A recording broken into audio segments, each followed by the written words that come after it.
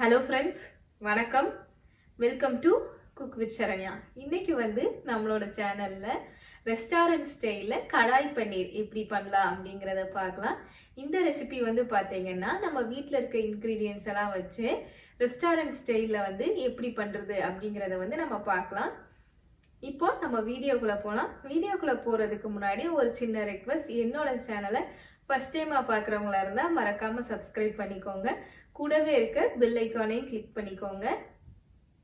இப்போ இந்த கடாய் பன்னீர் ரெசிபி எப்படி பண்ணுறதுங்கிறத பார்க்கலாம். இந்த கடாய் பன்னீர் பண்ணுறதுக்கு தேவையான மசாலாவை ஃபஸ்ட்டு நம்ம அரைச்சிடலாம். இப்போ ஒரு கடாயில் பார்த்திங்கன்னா 2 டீஸ்பூன் அளவு கொத்தமல்லி சேர்த்துக்கலாம். 1 டீஸ்பூன் அளவு ஜீரகம் சேர்த்துக்கிறேன். ஒரு அரை டீஸ்பூன் அளவுக்கு மிளகு சேர்த்துக்கலாம். இது எல்லாத்தையுமே நாம் வறுத்து எடுத்துக்கலாம். ஃபஸ்ட்டு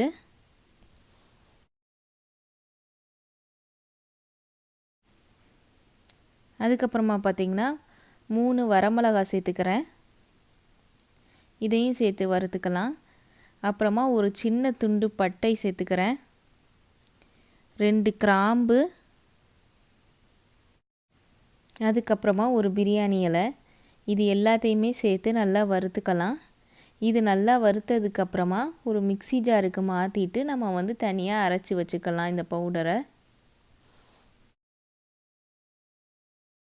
ஒரு கடாயில் 2 டேபிள் ஸ்பூன் அளவு எண்ணெய் சேர்த்துருக்கேன். எண்ணெய் நல்லா சூடானதுக்கப்புறமா ஒரு பெரிய வெங்காயத்தை கட் பண்ணி வச்சுருக்கேன். அதையும் இப்போ சேர்த்துக்கலாம். வெங்காயம் நல்லா வதங்கட்டும். இதுக்கிடையில் பார்த்திங்கன்னா நான் மிக்ஸி ஜாரில் எடுத்து வச்சுருந்தேன் அந்த மசாலா பொருள் எல்லாத்தையும் நல்லா பவுடராக அரைச்சிக்கிட்டேன். இப்போ பார்த்திங்கன்னா வெங்காயம் ஓரளவுக்கு நல்லா வதங்கிருச்சு. நான் 3 பூண்டு, ஒரு சின்ன துண்டு இஞ்சியை கட் பண்ணி வச்சுருக்கேன். அதையும் இப்போ சேர்த்து வதக்கிக்கலாம். இது எல்லாமே இப்போ நல்லா வதங்கணும். அதுக்கப்புறமா ஒரு 2 தக்காளியை கட் பண்ணி வச்சுருக்கேன். அதையும் இப்போ சேர்த்துக்கலாம். தக்காளி நல்லா வதங்கட்டும். அதுக்கப்புறமா நம்ம அதை ஒரு மிக்ஸி ஜாருக்கு மாற்றி அரைச்சிக்கலாம் பேஸ்ட்டாக. இப்போ பார்த்திங்கன்னா தக்காளி ஓரளவுக்கு நல்லா வதங்கிருச்சு. இந்த ஸ்டேஜில் அடுப்பை ஆஃப் பண்ணிவிட்டு மிக்ஸி ஜாருக்கு மாற்றிக்கலாம். நான் ஒரு 5 முந்திரி பருப்பு எடுத்திருக்கேன். இந்த முந்திரியவும் மிக்சியில் சேர்த்து நம்ம அந்த தக்காளி வெங்காயத்தோடு சேர்த்து நல்லா அரைச்சிக்கலாம். இப்போது அதே கடாயில் பார்த்திங்கன்னா 1 டேபிள் ஸ்பூன் அளவு பட்டரும் 1 டேபிள் ஸ்பூன் அளவு எண்ணெயும் சேர்க்குறேன்.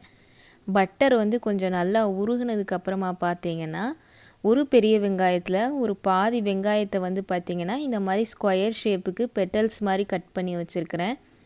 அதே மாதிரியே ஒரு கேப்சிகமில் பாதி கேப்சிகமை இந்த மாதிரி ஸ்கொயராக கட் பண்ணி வச்சுருக்கேன். இதை இப்போ ஒன்று ஒன்றா சேர்த்துக்கலாம். முதல்ல பார்த்திங்கன்னா இந்த வெங்காயத்தை சேர்த்து நல்லா வதக்கிக்கலாம். வெங்காயம் ஓரளவுக்கு நல்லா வதங்கினதுக்கப்புறமா கொஞ்சம் கோல்டன் ப்ரௌன் ஆகும். அதுக்கப்புறமா நம்ம கேப்சிகமையும் சேர்த்து நல்லா வதக்கிக்கலாம்.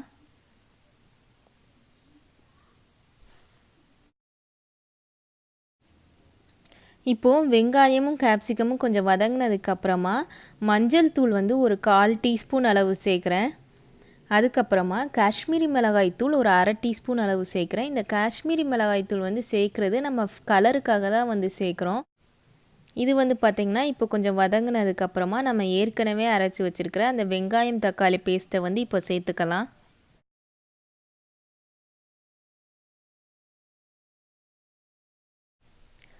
இப்போது கொஞ்சமாக தண்ணி சேர்த்துக்கலாம். நான் அந்த மிக்ஸி ஜார்லேயே கொஞ்சமாக தண்ணி ஊற்றி சேர்த்துக்கிறேன். இந்த ஸ்டேஜில் பார்த்திங்கன்னா நம்ம ஏற்கனவே அரைச்சி வச்சுருக்கோம் இல்லையா, அந்த மசாலா பவுடரை இப்போ சேர்த்துக்கலாம். அதுக்கப்புறம் கிரேவிக்கு தேவையான அளவு உப்பு சேர்த்துக்கோங்க. இது எல்லாத்தையுமே சேர்த்துட்டு நல்லா மிக்ஸ் பண்ணி விட்டுட்டு ஒரு 5 நிமிஷம் பார்த்திங்கன்னா ஒரு மீடியம் ஃப்ளேமில் மூடி போட்டு வேக வச்சுக்கலாம்.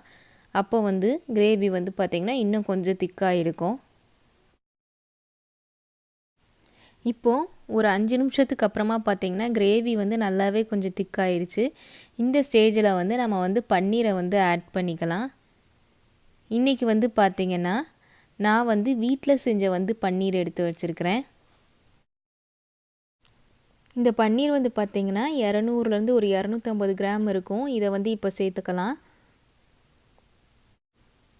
நான் வந்து பார்த்திங்கன்னா பன்னீரை ஃப்ரை பண்ணாமல் அப்படியே சேர்த்துக்கிறேன். இல்லைன்னா ஒரு கடாயில் கொஞ்சமாக எண்ணெய் சேர்த்து பன்னீரை ஃப்ரை பண்ணிவிட்டு ஒரு கோல்டன் ப்ரௌன் ஆகிற வரைய ஃப்ரை பண்ணிவிட்டு அதுக்கப்புறமா சேர்த்துக்கலாம். இப்படி ஃப்ரை பண்ணாமல் சேர்க்குறனால அது கொஞ்சம் சாஃப்டாக இருக்கிற மாதிரி இருக்கும். அதனால் நான் அப்படியே வந்து சேர்த்துக்கிறேன். பன்னீர் சேர்த்ததுக்கப்புறம் ஒரு 5 நிமிஷம் மூடி போட்டு ஒரு லோ ஃப்ளேமில் வேக வச்சுருங்க. அதுக்கப்புறமா ஓப்பன் பண்ணிவிட்டு கொஞ்சமாக கொத்தமல்லி இலை கட் பண்ணி வச்சுருக்கேன், அதை சேர்த்துக்கலாம். இப்போ வந்து கொத்தமல்லி இலை சேர்த்ததுக்கப்புறமா நல்லா மிக்ஸ் பண்ணி விட்டுட்டு ஒரு தடவை நம்ம வந்து அடுப்பை ஆஃப் பண்ணிடலாம். இப்போ பார்த்திங்கன்னா நல்ல டேஸ்டான கடாய் பன்னீர் வந்து ரெடி ஆயிடுச்சு. ரெஸ்டாரண்ட் ஸ்டைலில் ரொம்ப டேஸ்ட்டாக இருக்கும். இந்த கடாய் பன்னீர் ரெசிபி வந்து பார்த்தீங்கன்னா நீங்கள் சப்பாத்தி, நான், அப்புறம் பரோட்டாவோட சாப்பிடும்போது ரொம்ப நல்லா இருக்கும். கண்டிப்பாக நீங்களும் வீட்டில் வந்து ட்ரை பண்ணி பாருங்கள். ட்ரை பண்ணி பார்த்துட்டு உங்களோட கமெண்ட்ஸை கீழே கமெண்ட் செக்ஷனில் வந்து சொல்லுங்கள். அப்புறம் இந்த வீடியோ உங்களுக்கு பிடிச்சிருந்துச்சுன்னா லைக் பண்ணுங்கள். என்னோட சேனலை சப்ஸ்கிரைப் பண்ணாதவங்க மறக்காமல் சப்ஸ்கிரைப் பண்ணிக்கோங்க. Thank you. Cook with Saranya, taste of home.